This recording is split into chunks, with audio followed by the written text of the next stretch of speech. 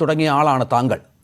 താങ്കൾ അനുഭവിച്ച ഒരുപാട് ദുരനുഭവങ്ങൾ താങ്കൾ എന്നോട് വ്യക്തിപരമായി പങ്കുവച്ചിട്ടുമുണ്ട് പലപ്പോഴും. ഇപ്പോഴും താങ്കളുടെ വ്യവസായം ഒട്ടും ലാഭത്തിലല്ല എന്നും ഞാൻ മനസ്സിലാക്കുന്നുണ്ട്. താങ്കളുടെ ജീവിത സമ്പാദ്യം മൊത്തം മുടക്കി അത്തരത്തിൽ ഒരു നല്ല കാര്യത്തിന് മുടക്കിയ ആൾ കൂടിയാണ് താങ്കൾ എന്നും എനിക്കറിയാം. ഇവിടെ മന്ത്രി പറയുന്നു സാബു ജേക്കബിൻ്റെ വിഷയം അത് ഒറ്റപ്പെട്ട ഒന്നാണ്. പൊതുവായി കേരളത്തിലെ സാഹചര്യം അങ്ങനെയല്ല. വ്യവസായ സൗഹൃദമാണ്. സംരംഭകർക്കും ഇൻവെസ്റ്റേഴ്സിനുമൊക്കെ എല്ലാ തരത്തിലുള്ള സഹായങ്ങളും നൽകുന്ന രീതിയാണ് ഞങ്ങൾക്കുള്ളത് എന്ന് പറയുന്ന മന്ത്രിയുടെ വാക്കുകളെ വിശ്വസിക്കുന്നുണ്ടോ താങ്കൾ? ഇതിനകത്ത് ഇപ്പൊ ഈ വിഷയത്തില് നമ്മുടെ മുഖ്യമന്ത്രിയും പ്രത്യേകിച്ച് വ്യവസായ മന്ത്രിയുടെ ഇടപെടലെല്ലാം വളരെ നല്ല കാര്യങ്ങളാണ്. പക്ഷെ യഥാർത്ഥത്തിൽ നമ്മുടെ പ്രശ്നം നമ്മൾ ഏതെങ്കിലും ഒരു കോർണറിലേക്ക് മാറ്റുകയാണെന്നാണ് ഞാൻ വിചാരിക്കുന്നത്. യഥാർത്ഥത്തിൽ മലയാളിയുടെ ആറ്റിറ്റ്യൂഡാണ് പ്രശ്നം. മലയാള സിനിമ ഒരു 70കളിൽ അല്ലെങ്കിൽ 60-70കളിൽ മലയാള സിനിമ മലയാളിയുടെ മനസ്സിലേക്ക് അടിച്ചു കയറ്റിയ സംരംഭകർ എന്ന് പറഞ്ഞാൽ ഒരു ദുഷ്ടന്മാരുടെ ഒരു കൂട്ടമാണെന്നുള്ള അല്ലെങ്കിൽ ക്രൂരന്മാരുടെ ഒരു കൂട്ടമാണെന്നുള്ള ഒരു ചിന്താഗതി മനുഷ്യന്റെ മനസ്സിൽ, മലയാളിയുടെ മനസ്സിൽ കയറിക്കൂടിയിട്ടുണ്ട്. ഇത് മാറ്റുകയല്ലാതെ ഈ ഒരു ജനങ്ങളിൽ നിന്ന് തന്നെയാണ് എല്ലാ മന്ത്രിമാരുണ്ടാകുന്നതും MLA-മാരുണ്ടാകുന്നതും അതുപോലെ തന്നെ മാധ്യമപ്രവർത്തകരുണ്ടാകുന്നതും എല്ലാം. നമ്മൾ സംരംഭകരെ മറ്റൊരു തൊഴിൽ പോലെ തന്നെ ഒരു ചുമട്ടുതൊഴിലാളിയെ പോലെ അല്ലെങ്കിൽ ഒരു കച്ചവടക്കാരനെ പോലെ അല്ലെങ്കിൽ ഒരു ഉദ്യോഗസ്ഥനെ പോലെ ആ ഒരു കാറ്റഗറിയിലേക്ക് മലയാളി കണ്ടു തുടങ്ങണം. അവർ ഒരു തൊഴിൽ ചെയ്യുന്നവരാണ്. ശരിക്കും മറ്റേത് തൊഴിലിനേക്കാൾ കൂടുതൽ സമയം ചെലവഴിക്കുന്നത് സംരംഭകരാണ്. അവരുടെ മനസ്സും ശരീരവും എല്ലാം 24 അവർ വർക്ക് ചെയ്തുകൊണ്ടിരിക്കുകയാണ്.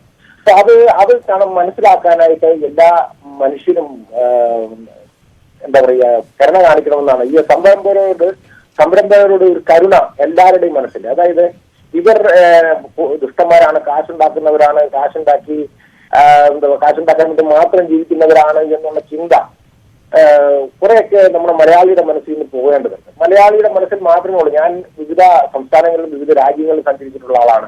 പക്ഷേ മലയാളിക്ക് മാത്രമേ ഉള്ളൂ ഈ ഒരു സംരംഭകരോട് ഇങ്ങനെ ഒരു വ്യൂ ഉള്ളൂ. അതായത് അയാൾ ഒറ്റപ്പെടുത്തേണ്ടവരാണ്, അയാൾ ഒറ്റപ്പെടുത്തി നമ്മൾ ആക്രമിക്കേണ്ട ഒരു വ്യക്തിയാണ് സംരംഭകൻ എന്നുള്ള ചിന്ത മലയാളിയുടെ മനസ്സിൽ നിന്നാണ് മാറേണ്ടത്. അതായത് ഒരാള് കഷ്ടപ്പെട്ട് 10 കോടിക്കണക്കിന് രൂപ അയാളുടെ അതിന് മുമ്പുള്ള 26-28 വർഷമോ കഷ്ടപ്പെട്ടായിരിക്കും ഈ പണം ഉണ്ടാക്കുന്നത്. അയാളുടെ കഷ്ടപ്പാട് ആർക്കും അറിയണ്ട. ഇത് എവിടെയെങ്കിലും ഒന്ന് മുടക്കാൻ വരുമ്പോൾ അത് തൻ്റെ നാട്ടിൽ മുടക്കട്ടെ എന്ന് തീരുമാനിക്കുമ്പോൾ അതോടൊപ്പം കുറച്ചു പേർക്ക് ജോലി കിട്ടട്ടെ എന്ന് തീരുമാനിച്ച് അവിടെ വലിയൊരു രീതിയിൽ കാര്യങ്ങൾ കൊണ്ടുവരുമ്പോൾ അതിനെ എതിർക്കാൻ അത് വലിയൊരു പണക്കാരനാണ്, അവനങ്ങനെ രക്ഷപ്പെട്ടു പോകണ്ട, നന്നായിട്ട് പോകണ്ട എന്നുള്ള ആറ്റിറ്റ്യൂഡ് ഉള്ളവരാണ് കൂടുതലും എന്നാണ് താങ്കൾ പറഞ്ഞു വരുന്നത്. അതെ.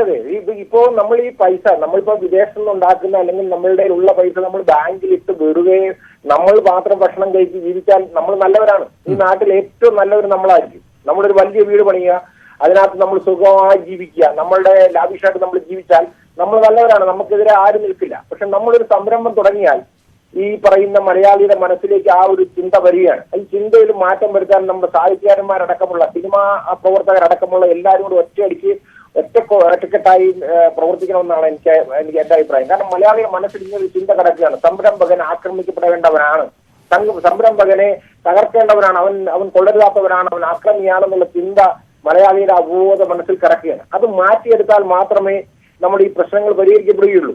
കാരണം നമ്മുടെ ഈ പറയുന്ന സമൂഹത്തിൽ നിന്ന് തന്നെയാണ് ഈ രാഷ്ട്രീയ പ്രവർത്തകരുണ്ടാകുന്നത്, ഉദ്യോഗസ്ഥരുണ്ടാകുന്നത്, നമ്മുടെ എല്ലാ തലങ്ങളിലുള്ള ആൾക്കാർ ഈ സമൂഹത്തിൽ നിന്ന് തന്നെയാണ് ഉൾപ്പെടുന്നത്. നമ്മുടെ ഈ സംരംഭകരോടുള്ള ഇപ്പൊ നേരെ തിരിച്ച് മറ്റു സംസ്ഥാനങ്ങളിലും മറ്റു രാജ്യങ്ങളിലും സംരംഭകരെ കാണുന്ന വ്യൂവിലല്ല മലയാളി കാണുന്നത്. മലയാളിക്ക് ഏറ്റവും എതിർപ്പുള്ള ഏറ്റവും നമ്മൾ ആക്രമിക്കേണ്ട ഒരു വ്യക്തി അല്ലെങ്കിൽ ഒറ്റപ്പെടുത്തേണ്ട വ്യക്തി എന്നുള്ള ആ ചിന്ത നമ്മുടെ മലയാളി മാറ്റണം. അല്ല, ഈ കാലാകാലങ്ങളായി ഭരിച്ചു വരുന്ന സർക്കാരുകളുടെ ആറ്റിറ്റ്യൂഡ് മാറേണ്ടേ ശ്രീ കുര്യൻ?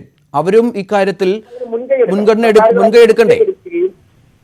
അതെ, സർക്കാരുകൾ അതിന് മുൻകൈ എടുക്കണം. ഈ പറയുന്ന ആറ്റിറ്റ്യൂഡ് മാറാനായിട്ട് നിയമപരമായിട്ടും അല്ലാതെയും സാമൂഹികമായും നൽകേണ്ട അവബോധം മനുഷ്യർക്ക് നൽകാനായിട്ട് സർക്കാരുകൾ മുൻകൈ എടുക്കണം. കാരണം ഇതുണ്ടെങ്കിൽ മാത്രമേ നമുക്കും കൂടെ നിലനിൽപ്പുള്ളൂ. നമ്മൾ ഉദ്യോഗസ്ഥരെ കൊണ്ടോ അല്ലെങ്കിൽ ഈ പറയുന്ന കൃഷി കൊണ്ട് മാത്രം നമുക്ക് ജീവിക്കാൻ കഴിയില്ല. നമുക്ക് സംരംഭം വേണം എന്നുള്ള ചിന്ത ജനങ്ങളിലേക്ക് നൽകാനായിട്ട് നമ്മുടെ ഗവൺമെന്റ് മുൻകൈ എടുക്കണം. അത് വ്യക്തമായ താങ്കൾ ഉന്നയിക്കുന്ന വ്യക്തമായ പോയിന്റാണ്.